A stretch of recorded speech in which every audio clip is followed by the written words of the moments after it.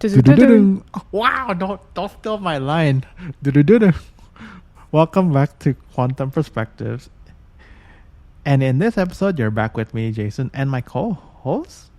Iori? And today we're not alone. We finally got a guest after now 9 episodes. Guess who are you? Guess. I'm Lana. What's Glad to be Lana? here. Who is Lana? Lana is a mutual friend of Iori and I from UTSC. Also from Studio Arts, I think. Are you a specialist or did you have any other? Yeah, I'm a specialist. Wow, so cool. Wow. I'm just a minor. So please tell us a little bit about yourself, like your background. Where are you from? I came from China, born in China, and now I'm an emerging artist who make kinetic sculpture and installations based in Toronto. Wow. Yeah. Sounds so fancy. I don't think when I introduce myself, it's that long. I just say I'm a photographer, and I also am from Toronto. But Cool. Thank you. I can't compete in terms of when I have a business card. My info is gonna be very short compared to yours, but I'm trying. And here I am again with my two idols among the few that I have from UTSC, who I very much look up to in terms of their artistic journeys. I'm reminded once again of where I stand because it's one of those, like cooking, we all have the same ingredients, but the end product or the final dish, we're just so different, these two and me. And thank you for being here. I understand that you and Iori are in a residency right now in front of Mount Fuji, I think. So thank you for taking some time out of your busy schedules. So Thanks to get for right having me. into it. Thank you. I'm so happy to have you here too. I haven't seen you in 5 years, maybe. I'm not sure. 3 years. Yeah. I don't remember. I guess 3 years because just a few days ago was 3-year anniversary of COVID-19. Yeah. I graduated at the year of COVID. Oh, you graduated first? Yeah, I graduated at 2020. Oh, I must be slow at 21. And we graduated the same year, right? Yeah. Wow. 2021. So cool. I had to take that extra time. But to get right into it, so I just want to ask you a few questions, not to be boring, like not some of those boring questions about, so how did you get into art? But how did you get into art? It doesn't sound so typical, I would say. Not typical, stereotypical to go into arts as an Asian. I guess I make the final decision at the 3rd year of my university after finishing a solo show and we got a student grant from our program. I finally found that maybe I can continue working on this career for further and even after graduate. So yeah, I think the support I got from my friends, from my professors, from my school all supported me to where I am right now. But were you always interested in arts, or was this something that just came when you moved to Toronto? At the very beginning, I guess I'm more interested in architecture or interior design kind of stuff. But during the time I was studying more about arts, about contemporary sculpture, I found myself more interested in like building a sculpture by myself that I can have the full control to my work.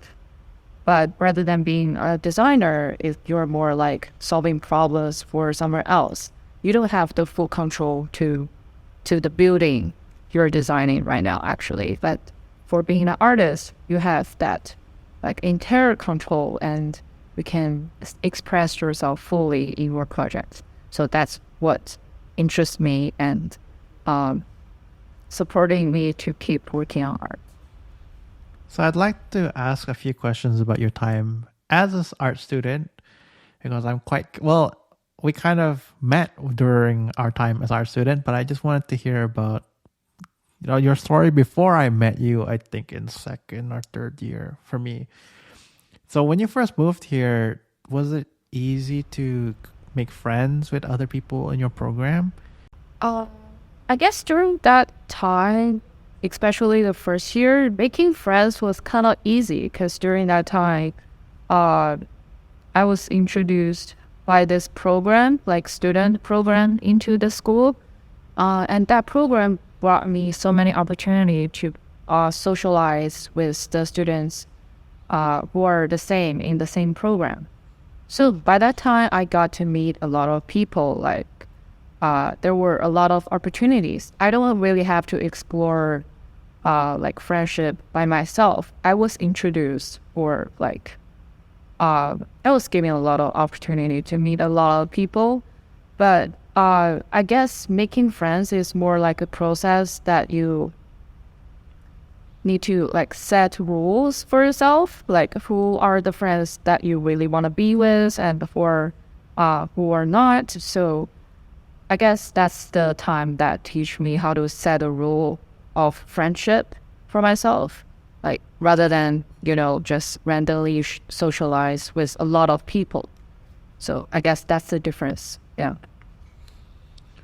Do you have any core memories, positive or negative, as your time in our studio art program per se?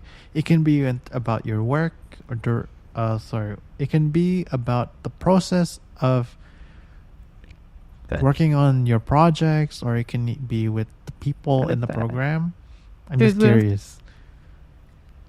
I will say there are two major friends I made during the time I was in Fab Lab, which is Christopher and Eric, who are like they stay in the studio for most of the time, and I was always in the studio as well. Yes, you live there. Yeah, I literally live there because I actually prepared a sleeping bag there just in case I worked too late that I couldn't. I don't want to call a taxi and go back home at like 3 a.m. in the morning. That was kind of scary. So I decided to, sometimes I will take a nap in the lab. But they were always there. Like, they're really friendly. And I remember there was one time I was like, that day was my birthday, but I totally don't have the time and energy to celebrate the day for myself. I was still working in the lab I remember that was for a presentation or a project or something. But anyways, I was work there like really late. And they sent a story on their Instagram and asked me.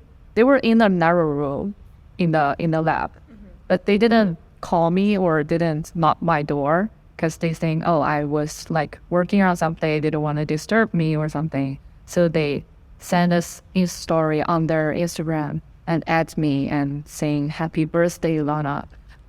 And the next thing happened was that they are knocking on my door and yelling, happy birthday to me. I was feel so like motivated and so touching, so sweet. Yeah. I remember that the most. Not to diss my office, but I have a birthday story too, but they forgot it was my birthday. So, yeah, I didn't have such a happy memory in terms of having a birthday while in the studio, or I guess in my case, it was the equipment office. Well, we didn't have to, like, we didn't manage to celebrate each member's birthday like every year. We might like forget, that we get like 4 or 5 members in the fabrication lab team. We didn't manage to celebrate each one of them's birthday every single year. Yeah, there were times that we forgot, or we have something else to work on, or they just not there for their birthday. So yeah, that happens. I don't think you really need to you don't really need to pay too much attention on that. Yeah. Maybe it's just a little bit of sadness inside because we weren't busy because September is the start of the year and there's only 3 of us. But maybe it's just me. Maybe I'm just overly sensitive because I don't forget people's birthdays. But, people have different values. But, this episode is not about me. It's about you too. It's of course about you. You're the host. Yeah. Also, I know that you cherish people's birthday because on my birthday last year, you sent me like right after midnight. I still remember you sent this video that's like almost 10 minutes using my voice as like recording, and yeah, That is so sweet. You actually spent so much energy preparing it's like that. partly out of guilt because guilt. because I think during second or third year, or no, when I met Iori in performing with cameras, after meeting her unofficially at Japanese Society for Business People all the way in first year, when she still had her like super straight and silky black hair, really straight, like black turtleneck. And I'm just but like she tied it back so everything's like so tight. I thought, wow, this person's scary. I didn't know she was in the same year as me until I met her in third year. But after I met Iori in third year, I asked her, after establishing that I too speak Japanese. And then I had to establish that because I was so proud of it. And so I asked her later on, can I ask you to record audio for me? And I have this concept. I have this very haunted concept because at the time I was working late at a church and I'd have to close the church and nobody's there. And churches have so much echo, and I thought, I'm going to scare myself at work one day. I have a video I want to make. It was, I don't know. I'm going to get this wrong, but whoever's listening, please correct me. There's a story about the girl with red shoes. I think it's maybe it's not well known as I thought.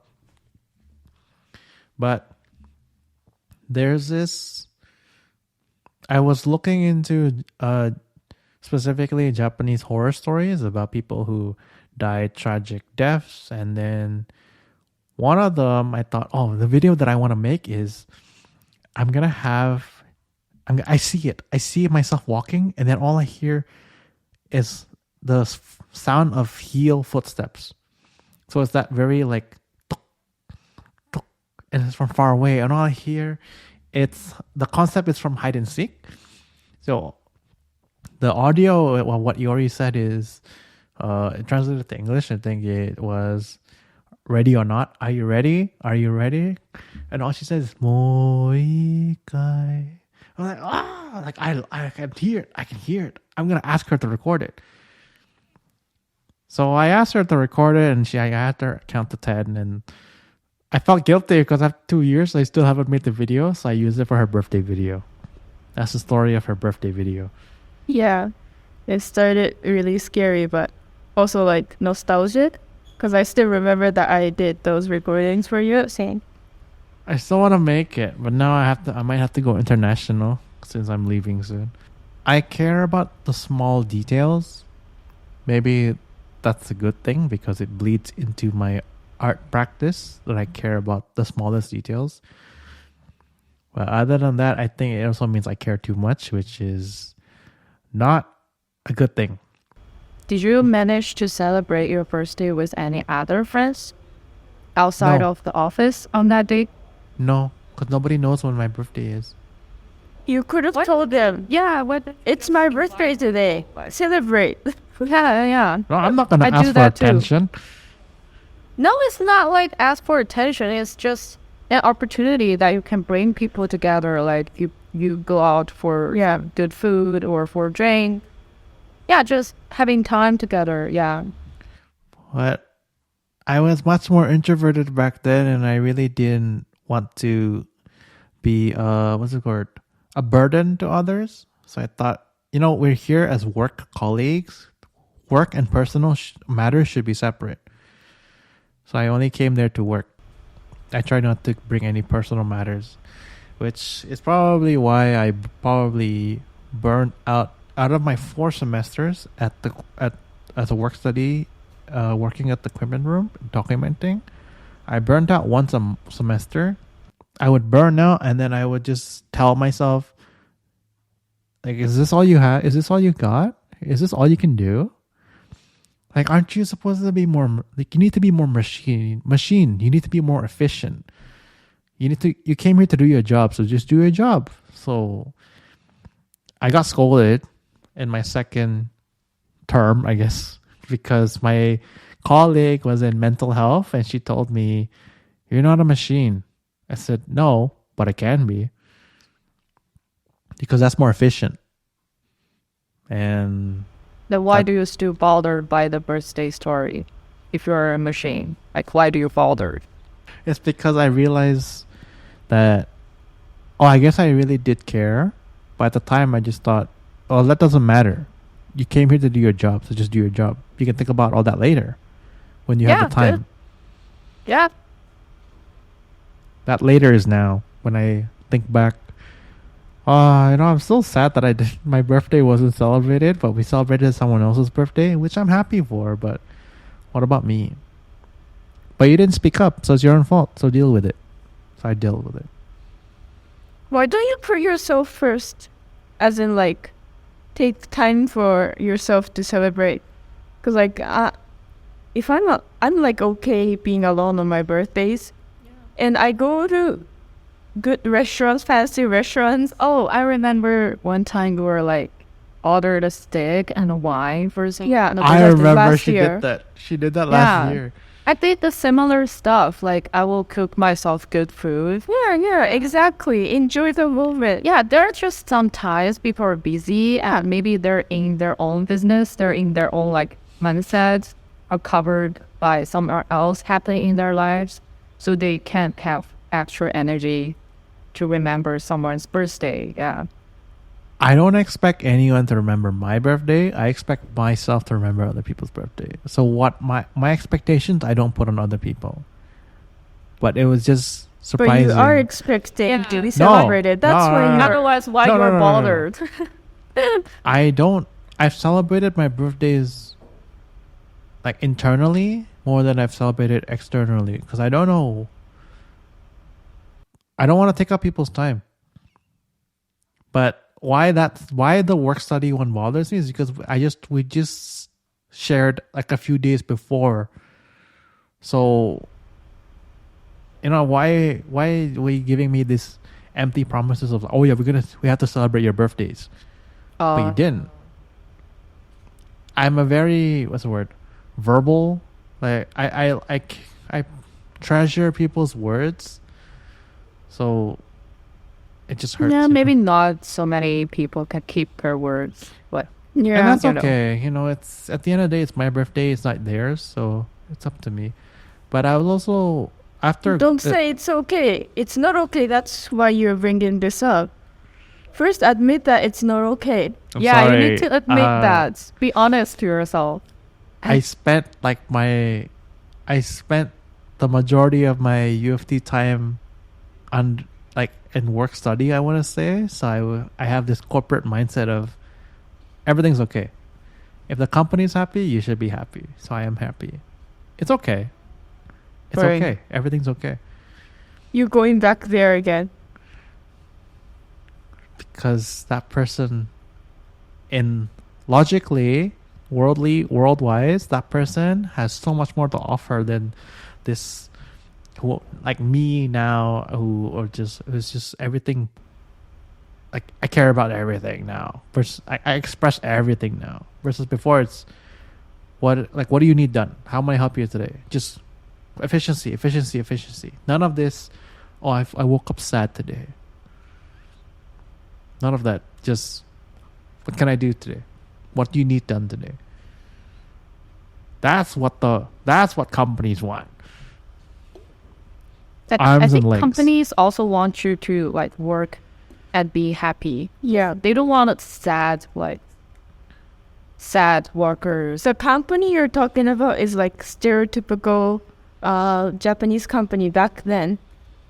Yeah, but I think now like most of the companies hope you work like Because they know that happy. the worker's gonna leave if they're not happy. yeah. The sad workers can bring so much trouble back then. Maybe good, like maybe inefficient at the first, but they will bring trouble, more trouble. I think I've talked about how Pixar did with their workers. So of course they hire like really like top quality qualified candidates, but they realize that a lot of workers leave because they're not happy with their work, although like it's a really renowned place to work. So what they did was offer those workers to experience other positions for like a week or so that they have something fresh and also understand about what's really happening inside the company better. And that kind of led to overall happiness of workers in general. So a lot of people will start to like stay in the position more. And in a long run, it's more financially efficient for the company as well, because they don't need to spend so much time on hiring. Yeah, and each of the like staff, they can get the big picture of how the company works. Yeah, from exactly. their own perspective. So they will not be like, oh, I'm just a part of this workflow and I will just mind my own business. They will be like, oh, I gotta know how this whole machine like work on itself, and I will get to know better what my job can bring to this big machine. So yeah, I guess they will be more like aware of that. Yeah. I don't know. There's a lot of factors. I'm not making excuses, but I've just been raised and conditioned to to end up in that system. I guess you just need to find a way to help yourself jump out of that system, maybe. Yeah, like a Because- therapy or found like therapeutic ways, like make your life. And maybe back then you wanted to be machine, so that was making you happy, but nowadays you realize that it's not, so that's why you're trying to change, right? Yeah, because I don't know. We'll come back to you, Lana, but because nowadays, or since I talked to Iori properly last November, I realized that, you know what?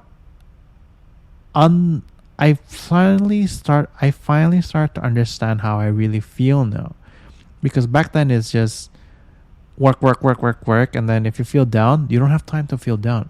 Like, get up, stop worrying so much, stop being so sensitive, just do your work, just focus on the task and don't think so much about how you really feel.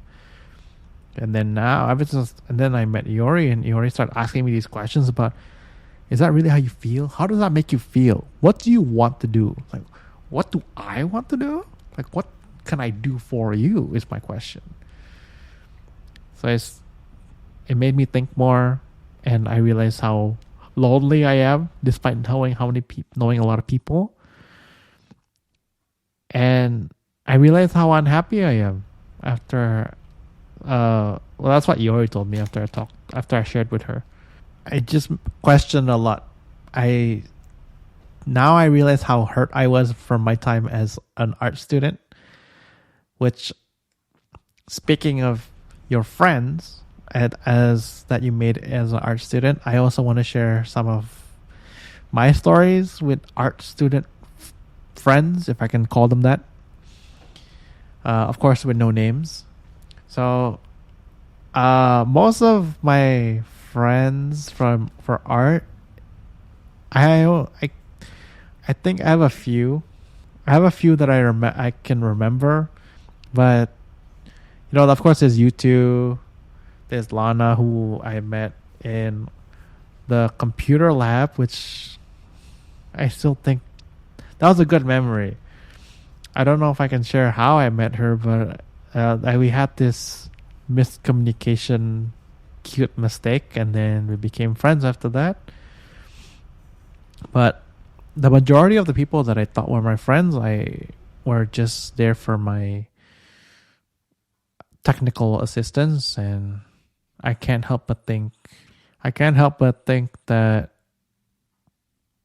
maybe they weren't my friends after all.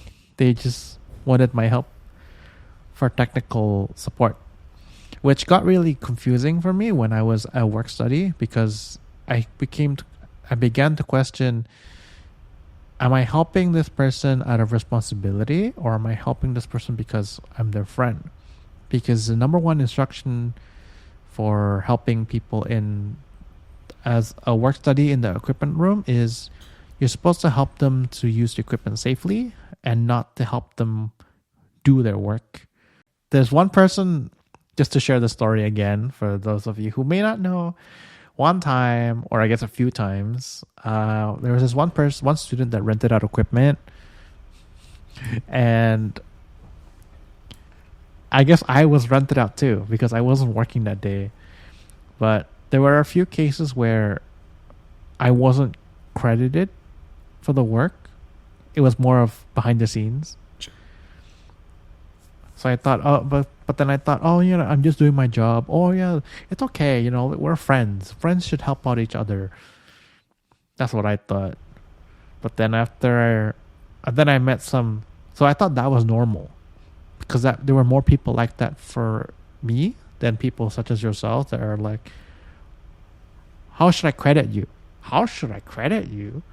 Why would you credit me? Like, I'm just your friend helping out. Shouldn't that be normal? Or if it's outside of, let's say, school, then, how much do you charge? Why would I charge you? We're friends. Because that practice is more abnormal for me than the opposite of friends should help each other out. We're both struggling artists, so we shouldn't be charging each other because we're friends. Friends should help out each other when you're having a hard time. But what do you two think? Because you two we have differing opinions. Right. So, I'd say true friend, they're willing to pay you. They're willing to credit you. Not even just like in terms of friendship.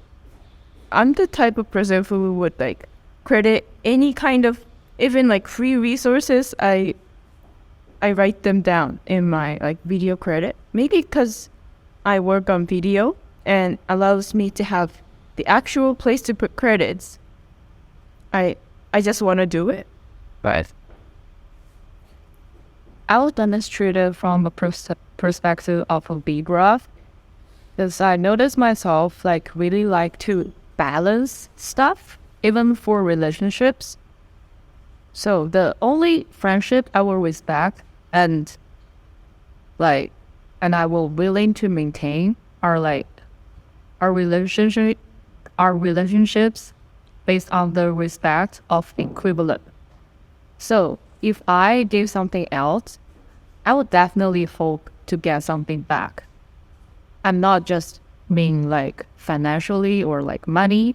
I mean, if I'm paying my like attention or energy or like labor and time to speak with this person or like to be with this person, I would definitely hope that if sometimes I need the company, I will hope this person will be at my side.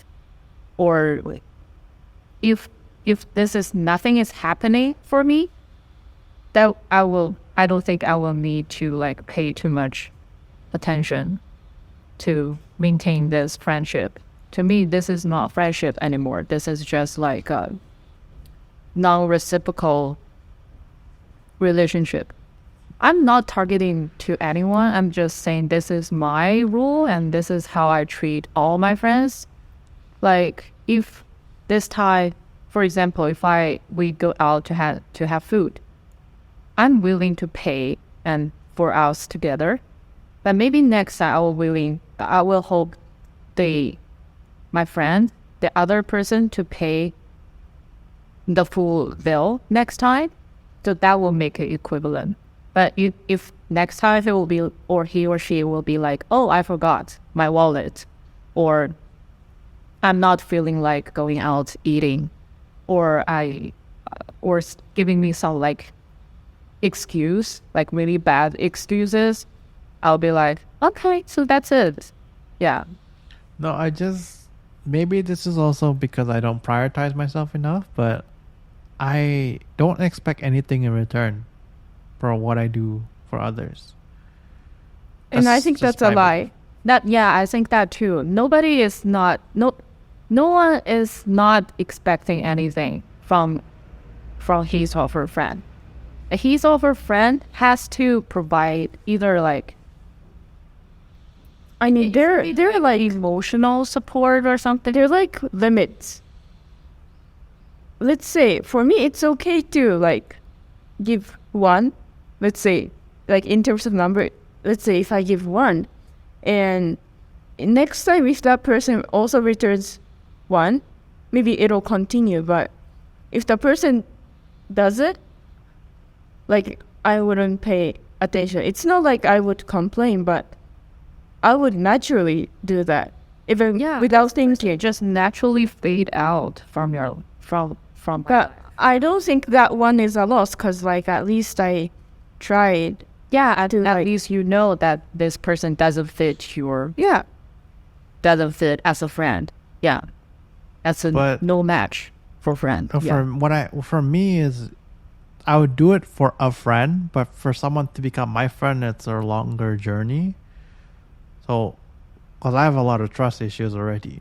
So if for any one of you or both of you, let's say, just since we're talking about food, like I'll pay for your food, but I don't expect you to pay me back, because why not? Like when else am I going to see you too? Like maybe it's not because I'm leaving, but let's just say I'm fine. Like if you, like let's say, us three will eat, and then it's okay. I'll just pay for this one, and then like Lana, if you want to pay for the next one, it's up to you. But if you don't want to, that's fine too. Because at the end of the day, but then of course, if it feels like, oh, I'm being taken advantage of, then of course not. Because then, like you said, just naturally fade away. But assuming that it's a good, healthy relationship, I don't want to expect anything in return for what I give to any of you. That's just how I feel. And you're free to disagree, because we're all allowed to feel the way we feel. Wow, that sounds so unmachine. Yes. From my perspective, it looks like, let's say you give one first, Yes. and you're not reciprocated. You still like keep giving 2, 3. That's how I see, isn't it? Well, there's only 3 strikes. There's only Okay, so but- many. Sorry? No, continue. 3 There's only strikes. so many. Which 3? There's only 3. There's only 3 chances. Yeah, prove. Because like if your kindness is taken for granted, then clearly that's not the right person that should be receiving it. That's what I think. Yeah. Exactly. Because Yeah. I don't want to imply anything, but just because we became friends doesn't mean like that's just one step. How do you I want to find people that are here to stay, and of course it's not one-sided. That is That's my a hope. yeah, yeah. So for those people, I'm more than willing to give and not take because I don't like to take, accept people's time and attention. But that's just me. But Yeah, wow, I guess I don't mind like giving out stuff. Uh, are you giving and out it autographs by any chance? no. I mean giving out my time and energy, and that's just depends on my mood. If I was in the mood, like sure, why not? I have nothing else to do. I will like give this a try. But if this doesn't really like align with my expectation for next time, or maybe next time just having something else, yeah, let's just make this like more chill rather than oh we have to set a schedule for everything. Yeah, like my friends, my some of my friends, they always like call me or contact me at the very last minute before we have an appointment to go out. Like they will contact me at the last minute. Like I was about to go out to that door and he or she was contact me saying, "Oh, shall we like cancel this for today? I have something else to do." I believe some of the time that may be a lie or an excuse, but I will be fine with that because I know there are people maybe he or she just suddenly feel depressed today and not feeling good enough to get out of the bed. Yeah, that happens to me too. So I totally understand that. So I never put pressure on anyone. So saying that, oh, you have to like be respect to your promise. Yeah, I don't think those promises are really like solid enough to be to be kept. Yeah. Yes, something sometimes random things just happen. Yeah. If you really can't accept this to be happen, just tell them, saying that, oh, I don't think you respect me enough for our relationship. I hope next time you keep your promise. Yeah.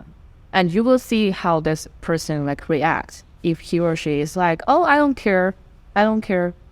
I just do whatever I want to do. And then so, oh, okay, I will be okay with that too, but we might not be close friends like anymore. Like, yeah, that's it. So I felt very described just now. If we make a if we make an appointment, I have to show up. Unless it's like snowstorm or super like really heavy rain, I have to show up. Oh, you're putting yourself like too much pressure on Is- yourself. I Yeah. don't, I don't know the English word for this, so Iori, please translate. I'm what people call majime. I don't know what that is in Like English.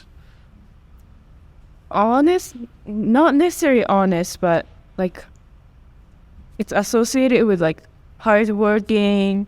You only take the right thing, type of thing. You want to be right, type of thing, isn't it? I don't know. I'm too serious.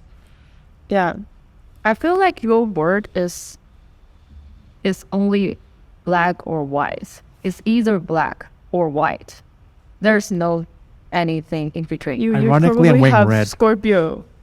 Scorpio placement. So what would you say? I think you have Scorpio placement because I can relate a lot to you. I don't know Although astrology enough. I'm not like too strict, but I relate. It's because I grew up idolizing Japanese culture, work culture, and the samurai code or bushido, the warrior code, where you have to honor your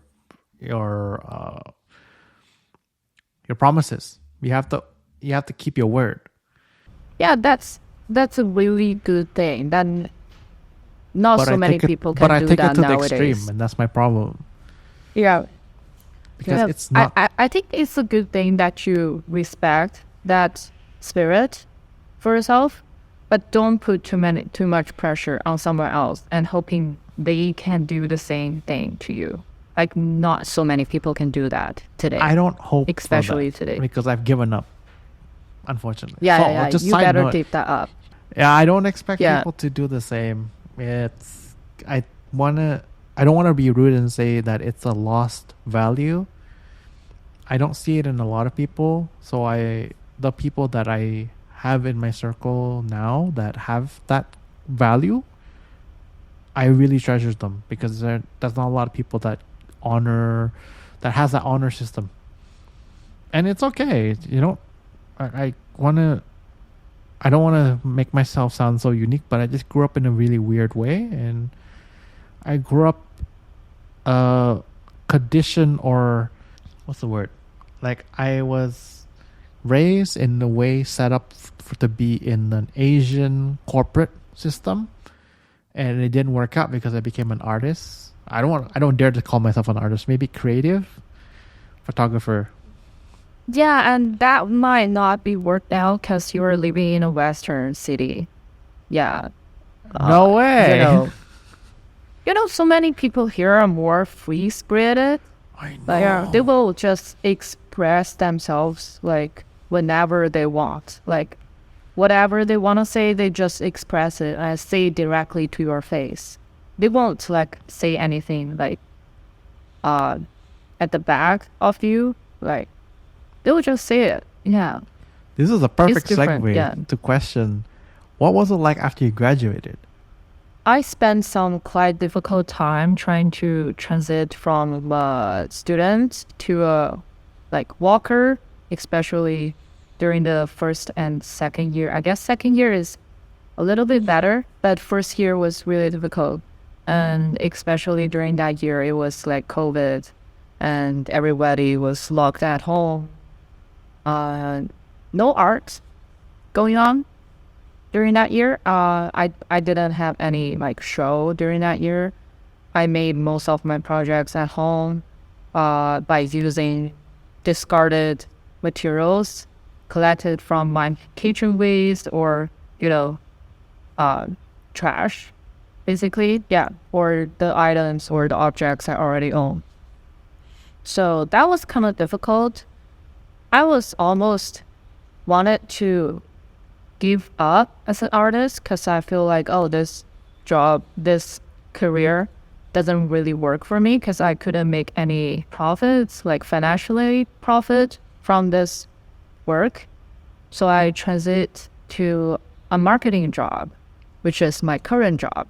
So I found, oh, maybe I will find a job that can pay my bill first, and I will keep working on being an artist. Luckily, it turned out so far. It turned out well for me. So after I got into this job for about like several months, I received uh, a a show invitation from a gallery I known before, and after that show, I was granted the studio space at Fort Wayne Richmond. Yeah. So it turns out it kind of like gradually things gonna work out for me. Yeah. So it seems like, oh, if I keep trying and try hard enough, things may be like gonna work out to the direction I wanted. So, yeah, that's the journey for my after I graduated. So I have a question. Because you've already experienced life after graduation or graduating as an art student, what do you have to say to people who are so passionate to graduate as a full-time artist into the real world now? Uh, I think it's really hard to be a full-time artist. I can't really like name myself as a full-time artist now because I'm still working in this day job, and this job is not art related. Like even though it involves some design, but it's direct, like it's distinguishedly like different from my artist work. Uh, so I guess for students who wanted to be an artist after they graduate, I would suggest that maybe they found a job with the techniques they already have. Like for Yuri, she already know how to program. how to do design, and she went to take a UX like design Yeah, course, of course. like, Yeah. like a 3 months course or something to earn a skill, which is like social required skill for your job. So you do that first. You find a job to support yourself first, and I would suggest that because not so many students can rely on their parents after graduate. My parents didn't like support me too much after graduate. They support me during the time I couldn't find a job, and after that, after I got the job, I stopped asking money from them. So I would say to be an artist, the first thing you need to do is to be independent, like financially and spiritually independent. So better find a job to support yourself fully first, and then consider how to be an artist and work on your show or your projects, and to find find a studio space to make your art. And yeah, that's the journey I will suggest. Yeah. Thank you for sharing your experience. It's quite different from mine. Before I graduated, before things went online, I was in a video class, and our professor told us that the real world will be so different from what you think now. Because right now you're amongst your peers, and let's say you're excelling or you're doing really well here, but out there, there's so much that you don't know. There's so much that you still can't do. And I thought at the time I was so confident, like I'm A+ student. What do I have to be afraid of? I went out to the real world and I realized there's so much I don't know. I'm so behind. I'm so lost. And I'm blessed that I walked out of graduating with at least before graduating, I already had part-time. So I had 2 part-times a bit. One was during and one was after. So I was quite I was quite fortunate, I'd say, or blessed to have something to keep me busy. So I didn't hit that gray area until 1.5 years after I graduated, because I realized I don't know what I'm doing with my life now. I'm not practicing art. I naturally don't like to go outside, yet I'm a photographer. I don't like to socialize that much, yet this is my job. Same. Yeah, you don't have to force yourself to do that. I mean, you're good that you already get work experience before graduate, and you still can do that for a while after graduate. That's really, really good. Because the only thing I forgot to do during my university is that I forgot to take intern job or, practical. I forgot to take some practical work experience during the time I was in university. You guys all know that I was always like work in the fabrication lab. Yeah. But during the time I graduated, it was impossible for me to find a fabrication related job. First, I don't have certificate. I'm not professional enough to be a fabricator. And B, there's no studio opened. So, which means my work experience was like 0. Yeah, so, but luckily this company was willing to take me as they were looking for like beginners for marketing, because they were trying to train like new employees to do their job. So that was really lucky that they offered that opportunity. Like they trained me for 3 months, and that 3 months was actually paid, which means I was learning new stuff from that, and they were paid me to learn new stuff. So that was really lucky. And for you, that you already have this like work experience, which means it will like add so much, like so many good stuff to your resume, like to fulfill your resume to find a new job. So I think that's already a really good start. I was struggling during that time because I got 0 work experience. Yeah. It's because of my 2 part-time jobs that were related to what I did at UTSC that I decided, because people said, well, why don't you work under people? Why don't you work under people? So I worked under people, and respectively, I learned a lot, but I realized that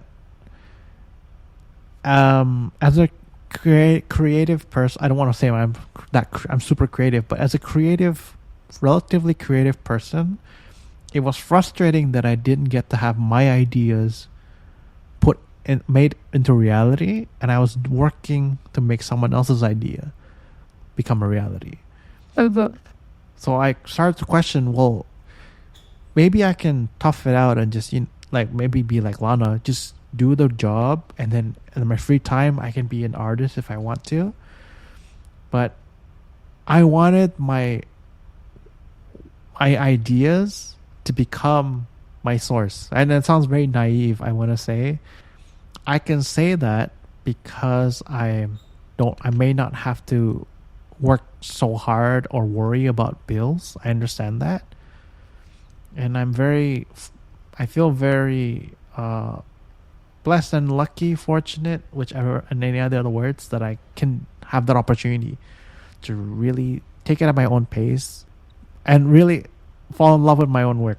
That, I get to have my ideas become a reality. I get to have other people see how beautiful they are, how amazing they look in my works. And I have that experience of working with other people, so I have connections and networking. Speaking of your job, can I ask what you do for your marketing job? Basically, it was about graphic design and web design and publish ad campaigns on social media, like on Facebook, Instagram, TikTok, sometimes Google. And so, yeah, basically it. And compose copies for those posts. As we start to wrap things up, I just have a few more smaller questions. They're a bit more advice or from your experiences, or from all of our experiences, I want to say, not to exclude Yori. But again, going back to more upcoming art students who are maybe specialized, major, minor, do you have any advice or tips for them, since you're now in the workforce, working having a day job, but also still creating your art? Did you have any regrets or courses that you wish you took, so that might have helped you now compared to before? I really wish that I could take more courses with Kanya. And there's another art history professor. I remember she's Chinese. Gu Yi. Evie Gu. Yep. I don't know that person. Yeah. She was an amazing art history lecturer. Yeah, exactly. I was just like, I don't know why I did this, because I heard this rumor saying that she was really like really critical, and she was giving out like really low score for students. But by that time, I was really wishing that can raise my GPA. So I was like, I may not take any courses. Want to say that the two professors you mentioned are very similar in their principle, because their principle is your mark is what it's like. What's it called? It's like tough love. They're strict on really you tough. because they want you to grow. I got okay marks, but I read the comments and I was very happy with them, because at least for Professor Gu, I agreed with her comments, because I realized, I should have been more critical here. It shows where I was lacking, and I'm so it was reflective of my own performance. So that part I agree with. But I mean, like in other fields, for example, before you said that Yori has coding or programming, is that another course that you might have wished you took? Or do you recommend other students, upcoming art students or graduates, to take other courses outside of their own fields, since you've gone through the gray area?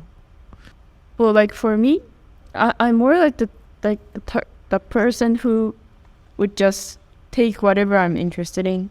So, and because I have comp sci background, definitely like you need to be able to program something or yeah, that was like the base skill you always like needed to have. But in terms of the type of art I'm interested in, like media art and digital art, I'd say you better try at least. It really broadens your way of expression, I'd say. I'm so into generative art and things like that, especially for like past few years. So I do take courses online too.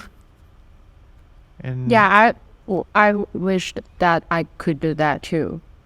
Yeah, I was during the university I was fully focused on art and specialized in studio art. I didn't take so many courses that are not art related. I did take some of the psychology classes, but that was just the really beginning of that program.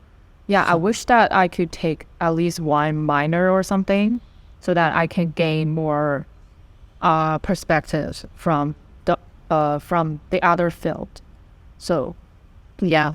is that something you recommend for those of for the listeners that maybe are still in school in arts, that to Yeah, not be so focused, but if you have the time and ability to broaden a bit more?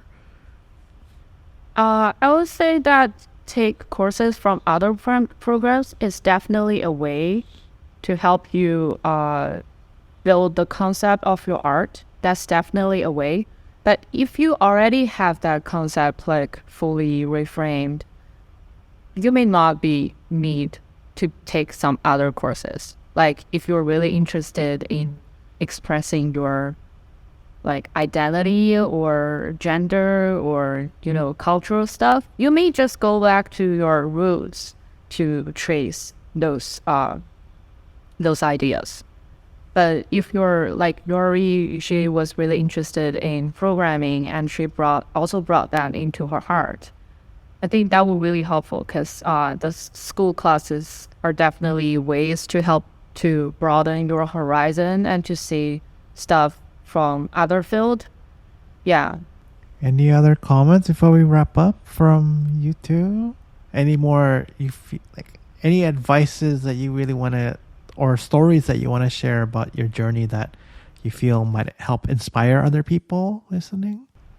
If I am to share something at the end, you don't always have to know exactly what you're doing or the direction you're going.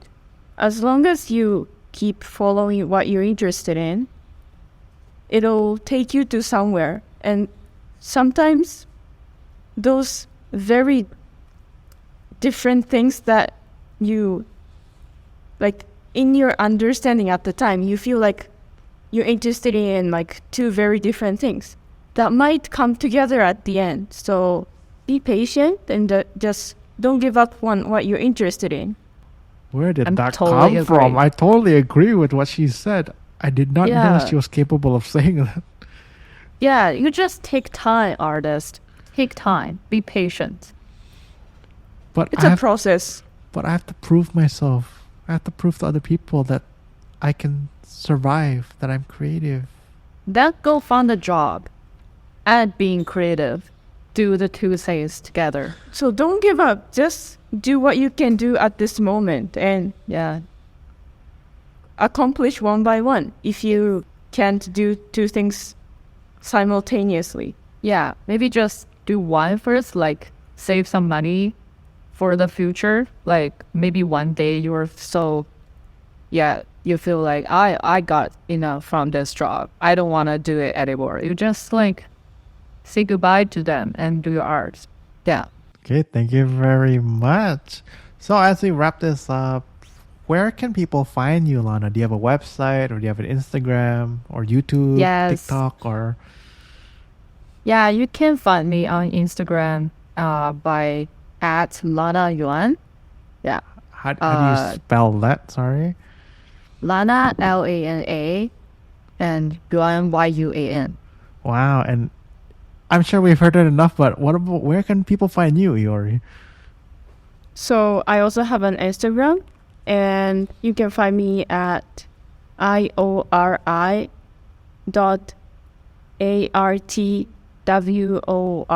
which is iori.artwork. And if you're curious about mine, my Instagram, and if you want photos that are charged, please. I also need income, just like these two.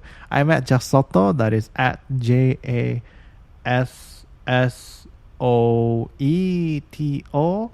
And our podcast also does have an Instagram, which has other links as well. That is at Quantum Perspectives. That is QUANTUMPERSPECTIVES.